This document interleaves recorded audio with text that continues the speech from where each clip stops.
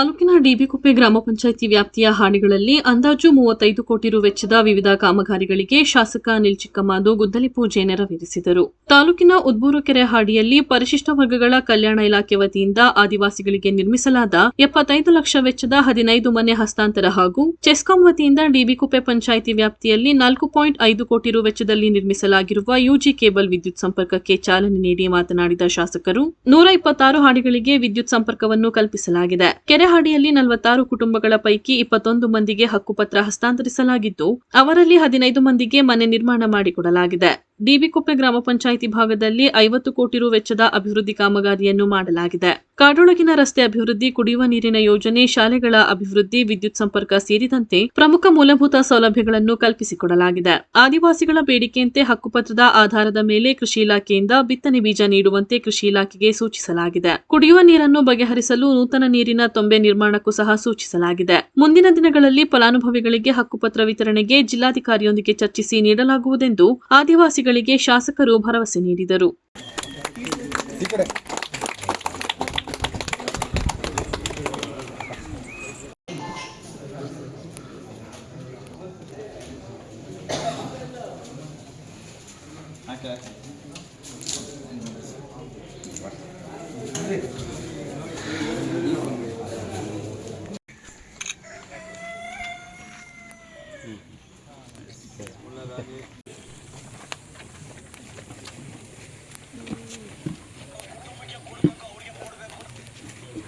ಡಿಬಿಕುಪ್ಪೆ ವ್ಯಾಪ್ತಿಗೆ ಒಂದು ವಿದ್ಯುತ್ ಸಂಪರ್ಕ ಕೇಂದ್ರವನ್ನು ಈ ರಾಜ್ಯದ ಮುಖ್ಯಮಂತ್ರಿಗಳಾದ ಸಿದ್ದರಾಮಯ್ಯ ಸಾಹೇಬರು ಕಳೆದ ವರ್ಷ ಬಂದಂಥ ಸಂದರ್ಭದಲ್ಲಿ ಅವರು ಏನು ಬಂದ ಮೇಲೆ ಇಲ್ಲಿಗೆ ಸಂಪರ್ಕ ಮಾಡಲೇಬೇಕು ಅಂತಲೂ ಕೂಡ ನಾವು ಭಾಳ ಮಾನ್ಯ ಮುಖ್ಯಮಂತ್ರಿಗಳನ್ನ ಕರೆತರ್ತಕ್ಕಂಥ ಒಂದು ಪ್ರಯತ್ನವನ್ನು ಮಾಡಿ ಇಡೀ ಇತಿಹಾಸದಲ್ಲಿ ಯಾವ ಮುಖ್ಯಮಂತ್ರಿಗಳು ಕೂಡ ಆಡಿ ಒಳಗೆ ಬಂದಿರಲಿಲ್ಲ.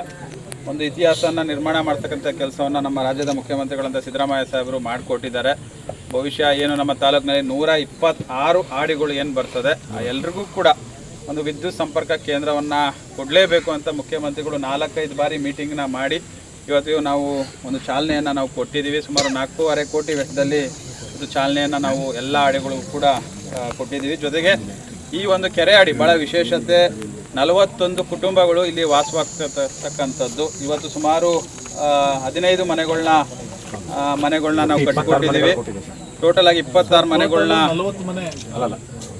41 ಕುಟುಂಬ 22 ಕುಟುಂಬ ಇದೆ. 21 ಜನಕ್ಕೆ ನಾವು ಹಕ್ಕುಪತ್ರ ಕೊಟ್ಟಿದ್ದೀವಿ. 15 ಮನೆಗಳೀಗ ಕಟ್ಟಿ ನಿರ್ಮಾಣ ಆಗಿದೆ. ಉಳಿದಂತ ಮನೆಗಳನ್ನ ಕೊಡ್ತಕ್ಕಂಥ ಪ್ರಯತ್ನವನ್ನು ನಾವು ಮಾಡಿದ್ದೀವಿ. ಕೆಲವ್ರಿಗೆ ಇನ್ನೂ ಹಕ್ಕುಪತ್ರಗಳು ಕೆಲವ್ರಿಗೆ ಸಿಕ್ಕಿಲ್ಲ. ಮಾನ್ಯ ಜಿಲ್ಲಾಧಿಕಾರಿಗಳ ಜೊತೆ ನಾವು ಚರ್ಚೆಯನ್ನು ನಾವು ಮಾಡಿದ್ವಿ. ಬೆಳಿಗ್ಗೆನೂ ಕೂಡ ನಾನು ಕರೆ ಮಾಡಿ ಹಕ್ಕುಪತ್ರವನ್ನು ಕೊಡ್ತಕ್ಕಂಥ ಕೆಲಸವನ್ನು ಮಾಡಬೇಕು ಅಂತ ಮನವಿ ಮಾಡಿದೆ. ಅದೇ ಸರ್ಕಾರದ ವತಿಯಿಂದ ಜಿಲ್ಲಾ ಪಂಚಾಯತಿ ತಾಲೂಕ್ ಪಂಚಾಯತಿ ಸದಸ್ಯರಿಲ್ಲದಿರೋ ಕಾರಣದಿಂದ ಈ ಒಂದು ಹಕ್ಕುಪತ್ರಗಳನ್ನ ಅದಕ್ಕೆ ಸಿಗ್ನೇಚರ್ ಹಾಕಿ ಕೊಡೋಕ್ಕೆ ಅವಕಾಶ ಇಲ್ಲ ಅಂತ ಒಂದು ರಿಕ್ವೆಷನ್ಸ್ ಬಂದಿದೆ. ಅದರಿಂದ ಕ್ಲಾರಿಟಿಯನ್ನು ತೆಗೆದುಕೊಂಡು ಆದಷ್ಟು ಬೇಗನೆ ಇನ್ನು ಉಳಿದಂಥ 550 ಜನಕ್ಕೆ ಈ ಒಂದು ಭಾಗದಲ್ಲಿ ಹಕ್ಕುಪತ್ರಗಳು ಕೊಡ್ತಕ್ಕಂಥದ್ದು ಬಾಕಿ ಇದೆ. ಈಗ ಆಲ್ರೆಡಿ ಡಿ ಸಿ ಆಫೀಸ್ ಹತ್ರ ಜಿಲ್ಲಾಧಿಕಾರಿಗಳ ಹತ್ರ ಹಕ್ಕುಪತ್ರಕ್ಕೆ ಸಿಗ್ನೇಚರ್ ಆಗ್ತಕ್ಕಂಥದ್ದು ಬಾಕಿ ಇದೆ. ಅದನ್ನು ಕೂಡ ಒಂದು ವ್ಯಾಪ್ತಿಗೆ ಕೊಡ್ತಕ್ಕಂಥ ಕೆಲಸವನ್ನು ನಾವು ಪ್ರಾಮಾಣಿಕವಾಗಿ ನಾವು ಮಾಡ್ತೀವಿ. ಜೊತೆಗೆ 5 ಲಕ್ಷ ವೆಚ್ಚದಲ್ಲಿ ಇವತ್ತು ಎಲ್ಲ ಮೊದಲೆಲ್ಲ JK ಅವ್ರಿಗೆ ಕೊಡ್ತಿದ್ರು ಮನೆಗಳನ್ನ. ಈಗ ನಮ್ಮ ಸರ್ಕಾರ ಬಂದ ನಂತರ ಎಲ್ರಿಗೂ ಕೂಡ ಎರವ ಇರ್ಬೋದು, ಸೋಲಿಗ ಇರ್ಬೋದು, ಕಾಡ್ಕುರ್ಬ ಇರ್ಬೋದು, ಬೆಟ್ಕುರ್ಬ ಇರ್ಬೋದು, ಇರ್ತಕ್ಕಂಥ ಪ್ರತಿಯೊಬ್ಬರಿಗೂ ಕೂಡ ಮನೆಗಳು ಕೊಡಬೇಕು ಅಂತ ಹಕ್ಕನ್ನ ನಾವೇ ಕೂಡ ಒತ್ತಾಯವನ್ನು ಮಾಡಿ ಪ್ರತಿಯೊಬ್ಬ ಒಂದು ಸಮುದಾಯಕ್ಕೂ ಕೂಡ ಮನೆಗಳನ್ನ ಕೊಡ್ತಕ್ಕಂಥ ಕೆಲಸವನ್ನು ಮಾಡಿದ್ದೀವಿ. ಜೊತೆಗೆ 6 ತಿಂಗಳು ರೇಷನ್ ಕೊಡ್ತಿದ್ರು. ಅದನ್ನು 1 ವರ್ಷ ರೇಷನ್ನ ನಾವು ಕೊಡಲೇಬೇಕು ಅಂತಲೂ ಕೂಡ ಮುಖ್ಯಮಂತ್ರಿಗಳಿಗೆ ಮನವಿ ಮಾಡಿದಂಥ ಸಂದರ್ಭದಲ್ಲಿ ಅದಕ್ಕೂ ಕೂಡ ಅವಕಾಶವನ್ನು ಮಾನ್ಯ ಮುಖ್ಯಮಂತ್ರಿಗಳು ಮಾಡಿಕೊಟ್ಟಿದ್ದಾರೆ. ಅದರಿಂದ ಇಲ್ಲಿಯ ಸಮಸ್ಯೆ ಬಗ್ಗೆ ನಮ್ಮ ಇರ್ತಕ್ಕಂಥ ಮುಖಂಡರು ಯಜಮಾನರು ಮಾತಾಡಿದ್ದಾರೆ. ಭವಿಷ್ಯ ಇಲ್ಲಿ 3 ಸಮಸ್ಯೆಗಳ ಬಗ್ಗೆ ಅವ್ರು ಹೇಳಿದ್ದಾರೆ. ಒಂದು, ನಮಗೆ ಏನು 1 ಕುಂಟೆ 2 ಕುಂಟೆ ಜಾಗದಲ್ಲಿ ನಮಗೆ ಉಳಕ್ಕೆ ಹೇಳ್ತಾರೆ. ನಮಗೂ ಅನುಭವದಲ್ಲಿ ನಾವು 1 ಎಕರೆ 2 ಎಕರೆ ಅನುಭವದಲ್ಲಿ ಇದ್ದೀವಿ, ಅದಕ್ಕೆ ಅವಕಾಶ ಮಾಡಿಕೊಡಿ ಅನ್ನೋದು ಕೂಡ ಅವರು ನಮಗೆ ಕೇಳಿದ್ದಾರೆ. ನಾವು ಕೂಡ ಮುಂದಿನ ದಿನಗಳಲ್ಲಿ ಮೈಸೂರು ಜಿಲ್ಲಾಧಿಕಾರಿಗಳ ಒಂದು ನೇತೃತ್ವದಲ್ಲಿ ಮತ್ತು ಅರಣ್ಯ ಇಲಾಖೆಯವರ ನೇತೃತ್ವದಲ್ಲಿ ನಮ್ಮ ಟ್ರೈಬಲ್ ಇಲಾಖೆಯವರ 3 ಕೂಡ ಜೊತೆಲಿ ಕೂರಿಸಿ ಚರ್ಚೆಯನ್ನು ಮಾಡಿ ನಿಮಗೆ ಅವಕಾಶವನ್ನು ಕಲ್ಪಿಸ್ಕೊಡ್ತಕ್ಕಂಥ ಕೆಲಸವನ್ನು ನಾವು ಪ್ರಾಮಾಣಿಕ ಪ್ರಯತ್ನವನ್ನು ನಾವು ಪಡ್ತೀವಿ. ಜೊತೆಗೆ ಕುಡಿಯೋ ನೀರು ಬಗ್ಗೆ ನೀವು ಆಲ್ರೆಡಿ ಕೇಳಿದ್ರಿ. ಈಗ ಕುಡಿಯೋ ನೀರು ಬಗ್ಗೆ ಇಲ್ಲೇ ಮುಂದ್ಗಡೆನೂ ಕೂಡ ಓವರ್ ಟ್ಯಾಂಕ್ ನಡೀತದೆ. JGM ಕೂಡ ಪ್ರತಿ ಮನೆಗೆ ನಲ್ಲಿ ಕಲೆಕ್ಷನ್ಸ್ನ ನಾವು ಕೊಟ್ಟಿದ್ದೀವಿ. ಎಕ್ಸ್ಟ್ರಾ ಬೋರ್ ಬೇಕು ಅಂತ ಹೇಳಿದ್ರೆ ಟಾಸ್ಕ್ ಫೋರ್ಸಲ್ಲಿ ಆಲ್ರೆಡಿ ಹೊಡೆದು ಅದು ಫೇಲ್ಯೂರ್ ಆಗೈತೆ ಅನ್ನೋ ಮಾತನ್ನು ಕೂಡ ಇಲ್ಲಿರ್ತಕ್ಕಂಥ ಮುಖಂಡಗಳು ತಿಳಿಸಿದ್ದೀರಿ. ಖಂಡಿತವಾಗ್ಲೂ ನಾನು ನಮ್ಮ KRDL ಅವ್ರಿಗೆ ಹೇಳಿ ಅಲ್ಲಿಗೆ ವಿದ್ಯುತ್ ಸಂಪರ್ಕ ಮಾಡಿ ಕುಡಿಯೋ ನೀರು 24/7 ಬರಬೇಕು ಅನ್ನೋದು ಕೂಡ ಇಲ್ಲಿ ಇರ್ತಕ್ಕಂಥ ಬೇಡಿಕೆ. ಅದನ್ನು ಕೂಡ ಅವ್ರಿಗೆ ಹೇಳಿ ನಾಳೆ ಇನ್ನೊಂದು 3-4 ದಿವಸದಲ್ಲಿ ಅದಕ್ಕೆ ಕೆಲಸವನ್ನು ಪ್ರಾರಂಭ ಮಾಡ್ತಕ್ಕಂಥದ್ದನ್ನ ಒಂದು ವಾರದಲ್ಲಿ ನಾವು ಅವ್ರಿಗೆ ಸೂಚನೆ ನಾವು ಕೊಡ್ತೀವಿ. ಮತ್ತು ಕೃಷಿ ಇಲಾಖೆಯಿಂದನೂ ಕೂಡ ಇಲ್ಲಿರ್ತಕ್ಕಂಥ ರೈತರಿಗೆ ಏನು ನಮ್ಮ ಅಂತರ್ಸಂತೆ ಭಾಗದಲ್ಲಿ ಏನು ರೈತ ಸಂಪರ್ಕ ಕೇಂದ್ರ ಇದೆ, ನಿಮ್ಮ ಹಕ್ಕುಪತ್ರಗಳನ್ನ ತೆಗೆದುಕೊಂಡು ಹೋಗಿ ಅವ್ರಿಗೆ ತೋರಿಸಿದ್ರೆ ನಿಮ್ಗೆ ಏನು ನೀವು ಬಿತ್ತನೆ ಬೀಜ ನೀವು ಏನು ಕೇಳ್ತೀರಿ ಅದನ್ನು ಕೊಡ್ತಕ್ಕಂಥ ಕೆಲಸವನ್ನು ಮಾಡಿದ್ದೀವಿ. ಈಗ ಆಲ್ರೆಡಿ 2018ರಿಂದ 2026ವರೆಗೆ ಇಲ್ಲಿ ತನಕನೂ ಕೂಡ ಈ ಒಂದು ವ್ಯಾಪ್ತಿಗೆ ನಾವು ಕನಿಷ್ಠ ಅಂದ್ರೂ ಕೂಡ 35ರಿಂದ 40 ಕೋಟಿ ವೆಚ್ಚದಲ್ಲಿ ಈ DB ಕುಪ್ಪೆ ಭಾಗದಲ್ಲಿ ನಾವು ಕೆಲಸ ಕಾರ್ಯಗಳನ್ನ ನಾವು ಮಾಡಿದ್ದೀವಿ. ಒಂದು ನಮ್ಮ ಜಂಗಲ್ ಲಾಡ್ಜಸ್ ವತಿಯಿಂದನೂ ಕೂಡ ಉದ್ಬೂರು ಆಶ್ರಮ ಶಾಲೆಗೆ ಒಂದು ವ್ಯಾನ್ ಕೊಡಿಸೋದ್ರಿಂದ ಹಿಡಿದು 10 ಕೋಟಿ ಬೌಲಿ ರಸ್ತೆಯನ್ನು ಮಾಡಿರ್ತಕ್ಕಂಥದ್ದು. ಜೊತೆಗೆ ಗೋಳೂರು ಆಡಿ ಇರ್ಬೋದು, ಮಚ್ಚೂರು, ಪಡುಗು, ಆನೆಮಲ, ಈ ಕಡೆಗದ್ದೆ ಈ ಕಡೆ ಭಾಗದಲ್ಲೂ ಕೂಡ ಅನೇಕ ಕೆಲಸ ಕಾರ್ಯಗಳನ್ನ ನಾವು ಮಾಡಿದ್ದೀವಿ. DB ಕುಪ್ಪೆ ಭಾಗದಲ್ಲೂ ಕೂಡ 3.5 ಕೋಟಿ ವೆಚ್ಚದಲ್ಲಿ ರಸ್ತೆಗಳನ್ನ ನಾವು ತೆಗೆದುಕೊಂಡು ಇದುವರೆಗೂ ಕೂಡ ಸುಮಾರು 40 ಕೋಟಿ ವೆಚ್ಚಕ್ಕೆ ಈ ಒಂದು DB ಕುಪ್ಪೆ ಭಾಗಕ್ಕೆ ಕೆಲಸ ಕಾರ್ಯಗಳನ್ನ ತಂದು ನಾವು ಮಾಡಿದ್ದೀವಿ. ಬಹುಶಃ ಇಲ್ಲಿ ಇರ್ತಕ್ಕಂಥ ಎಲ್ಲ ನಮ್ಮ ಆದಿವಾಸಿಗಳ ಹಕ್ಕು ಅಂದರೆ ಹಕ್ಕುಪತ್ರವನ್ನು ಕೊಡಿಸ್ಬೇಕು ಅನ್ನೋದು ಬಹು ಮುಖ್ಯ ಬೇಡಿಕೆ ಇರ್ತಕ್ಕಂಥದ್ದು. ನಮ್ಮ ಸರ್ಕಾರ ಯಾವತ್ತೂ ಕೂಡ ತಮ್ಮ ಪರವಾಗಿ ಇದೆ, ತಮ್ಮ ಪರವಾಗಿ ನಿಂತಿದೆ. ನಾವು ಕೂಡ ಅನೇಕ ಬಾರಿ ವಿಧಾನಸೌಧದಲ್ಲಿ ತಮ್ಮ ಪರವಾಗಿ ನಾವು ಧ್ವನಿ ಮಾಡಿದ್ದೀವಿ. ನಿಮಗೆ ಕೆಲಸಗಳು ಸಿಗಬೇಕು, ತಮ್ಮಲ್ಲಿ ವಿದ್ಯಾವಂತರಿದ್ದೀರಿ, ವಿದ್ಯಾವಂತರಿಗೂ ಕೂಡ ಕಾನೂನಲ್ಲಿ ಅವಕಾಶ ಸಿಗಬೇಕು ಅನ್ನೋದು ಕೂಡ ನಾವು ಬೇಡಿಕೆಯನ್ನು ಇಟ್ಟಿದ್ದೀವಿ. ಅದನ್ನು ಕೂಡ ಹಂತವಾಗಿ ತಮ್ಮ ಕೆಲಸ ಕಾರ್ಯಗಳನ್ನ ಮಾಡ್ತಕ್ಕಂಥ ಕೆಲಸವನ್ನು ನಾವು ಮಾಡಿದ್ದೀವಿ. ಆದ್ದರಿಂದ ಅರಣ್ಯ ಇಲಾಖೆ ಅಧಿಕಾರಿಗಳಿಗೂ ಕೂಡ ನಾವು ಈ ಸಂದರ್ಭದಲ್ಲಿ ಸೂಚನೆ ಕೊಡ್ತೀವಿ. ಯಾವತ್ತೂ ಕೂಡ ಅವ್ರಿಗೆ ತೊಂದರೆ ಕೊಡೋಕ್ಕೆ ಹೋಗದೆ ಅವ್ರು ಏನು ಉಳುಮೆ ಮಾಡ್ತಿದ್ದಾರೆ ಅವ್ರಿಗೆ ಅದಕ್ಕೂ ಕೂಡ ಅವಕಾಶವನ್ನು ಕೊಡಬೇಕು ಅಂತ ಈ ಸಂದರ್ಭದಲ್ಲಿ ಅವ್ರಿಗೆ ನಾವು ಸೂಚನೆ ಕೊಟ್ಟು ಇವತ್ತು ಉದ್ಘಾಟನೆ ಮಾಡೋಕ್ಕೆ, ಯಾಕಂದರೆ ನಾವು ನುಡಿದಂತೆ ನಡೀಬೇಕು. ಯಾಕಂದರೆ ಮುಖ್ಯಮಂತ್ರಿಗಳು ಬಂದು ಹೋದ್ಮೇಲೆ ಇಲ್ಲಿ ಏನು ಕೆಲಸ ಆಗೋಯ್ತು ಇಲ್ವೋ ಅನ್ನೋದು ಕೂಡ 4 ಜನಕ್ಕೆ ಗೊತ್ತಾಗಬೇಕು. ಮುಖ್ಯಮಂತ್ರಿಗಳು ಬಂದರು ಹೋದರು ಅನ್ನೋದು ಕೂಡ ನಾಳೆ ದಿನ ನಾವು ಯಾರ ಮಾತನ್ನು ಕೂಡ ನಾವು ಕೇಳೋಕ್ಕಾಗಲ್ಲ. ಸುಮ್ಮನೆ ಆದರೆ ಮುಖ್ಯಮಂತ್ರಿಗಳು 5 ಬಾರಿ ಮೀಟಿಂಗ್ ಮಾಡಿರೋದು, ಪ್ರತಿಯೊಂದು ಆಡಿಗೂ ಕೂಡ ಕರೆಂಟ್ ಕೊಡಬೇಕು ಅನ್ನೋದನ್ನು ಕೂಡ ನಾನು 2 ಬಾರಿ ಮೀಟಿಂಗ್ನ ಅಟೆಂಡ್ ಮಾಡಿದೆ.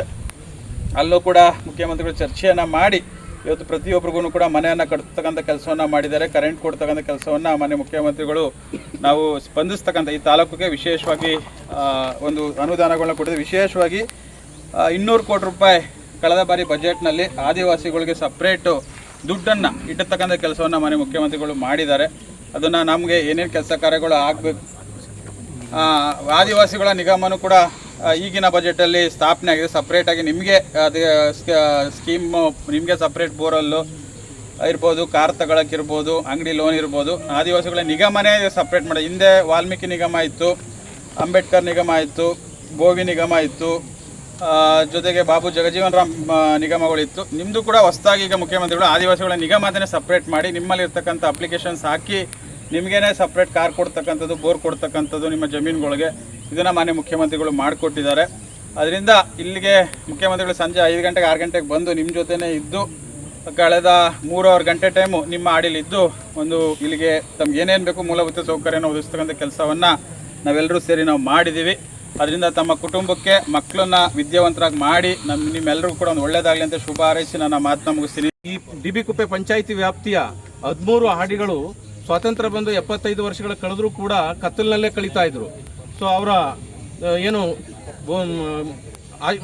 ಮಾನ್ಯ ಮುಖ್ಯಮಂತ್ರಿಗಳ ಅವರ ಭರವಸೆ ನೀಡಿದಂತೆ ಮಾನ್ಯ ಶಾಸಕರು 4 ಕೋಟಿ ವೆಚ್ಚದಲ್ಲಿ ಸುಮಾರು 438 ಕುಟುಂಬಗಳಿಗೆ ವಿದ್ಯುತ್ತೀಕರಣವನ್ನು ಮಾಡಿ ಇವತ್ತು ಚಾಲನೆಯನ್ನು ಕೊಟ್ಟಿದ್ದಾರೆ. ಹಾಗಾಗಿ ಇಲಾಖೆಯ ವತಿಯಿಂದ ನಾನು ಅವರಿಗೆ ವಿಶೇಷವಾದಂತಹ ಅಭಿನಂದನೆಗಳನ್ನು ಸಲ್ಲಿಸ್ತಾ, ಹಾಗೆ ಈ 5 ಲಕ್ಷ ವೆಚ್ಚದಲ್ಲಿ CCD ಯೋಜನೆಯಡಿ 15 ಮನೆಗಳನ್ನು ಇಲ್ಲಿಗೆ ಕೊಟ್ಟಿದ್ದೀವಿ. ಅದಕ್ಕೂ ಕೂಡ ಮಾನ್ಯ ಶಾಸಕರೇ ಕಾರಣ. ಸುಮಾರು ಈ ಕಳೆದ 2 ವರ್ಷಗಳಿಂದ HD ಕೋಟೆ ಮತ್ತು ಸರಗೂರು ತಾಲೂಕಿನಲ್ಲಿ 1800 ಮನೆಗಳನ್ನು ನಮ್ಮ ಆದಿವಾಸಿ ಕುಟುಂಬದವರಿಗೆ ಕೊಟ್ಟಿರ್ತಕ್ಕಂಥದ್ದು ನಿಜಕ್ಕೂ ಕೂಡ ವಿಶೇಷ. ಈಗ ಮತ್ತೆ ಇದುವರೆಗೂ ಕೂಡ ಜೇನು ಕುರುಬ ಸಮುದಾಯಕ್ಕೆ ಮಾತ್ರ ಮನೆಗಳು ಲಭ್ಯ ಆಗ್ತಾ ಇತ್ತು. ಹಾಗಾಗಿ ಎರವರು ಮತ್ತು ಕೊರಗರು, ಸೋಲಿಗರು, ಬೆಟ್ಟ ಕುರುಬ ಸಮುದಾಯಗಳಿಗೂ ಕೂಡ ಮನೆ ಕೊಡಬೇಕು ಅಂತ ಹೇಳಿ ಬೇಡಿಕೆ ಇದ್ದಿದ್ದ ಕಾರಣ ಅದನ್ನು ಕೂಡ ಮಾನ್ಯ ಶಾಸಕರು ಮಾನ್ಯ ಮುಖ್ಯಮಂತ್ರಿಗಳ ಜೊತೆಯಲ್ಲಿ ಮಾತನಾಡಿ ಆ ಒಂದು ಕಾರ್ಯವನ್ನು ಯಶಸ್ವಿ ಮಾಡುವಂಥ ಗಮನ ಹರಿಸಿದ್ದಾರೆ. ಕೆಲವೇ ದಿನಗಳಲ್ಲಿ ಕೂಡ ಆ ಸಮುದಾಯಗಳಿಗೂ ಕೂಡ ಮನೆ ಲಭ್ಯ ಆಗುವಂಥ ಸದಾವಕಾಶ ಅತಿ ಶೀಘ್ರದಲ್ಲೇ ಇದೆ. ಹಾಗಾಗಿ ನಿರಂತರವಾಗಿ ಇಡೀ ಕರ್ನಾಟಕದ ಶಕ್ತಿ ಕೇಂದ್ರ ಅಂತ ಹೇಳಿದ್ರೆ ಅದು ವಿಧಾನಸೌಧದಲ್ಲಿ ಏನಾದರೂ ಆದಿವಾಸಿಗಳ ಪರವಾಗಿ ಒಂಟಿ ಧ್ವನಿಯಾಗಿ ಹೋರಾಟವನ್ನು ಮಾಡ್ತಾ ಇರ್ತಕ್ಕಂಥ ಶಾಸಕರು ಏನಾದರೂ ಇದ್ದಾರೆ ಅಂತ ಹೇಳಿದ್ರೆ ಅದು ನಮ್ಮ ಅನಿಲ್ ಚಿಕ್ಕಮಾದು ಸಾಹೇಬರು. ಸೊ ಅವರಿಗೆ ನಮ್ಮ ಆದಿವಾಸಿಗಳು ಯಾವಾಗಲೂ ಕೂಡ ನಿರಂತರವಾಗಿ ಚಿರಋಣಿಯಾಗಿರಬೇಕು ಅಂತೇಳಿ ಈ ಸಂದರ್ಭದಲ್ಲಿ ನಾನು ಕೇಳ್ಕೊಳ್ತಾ ಮಾನ್ಯ ಶಾಸಕರು ಮಾತನಾಡಿ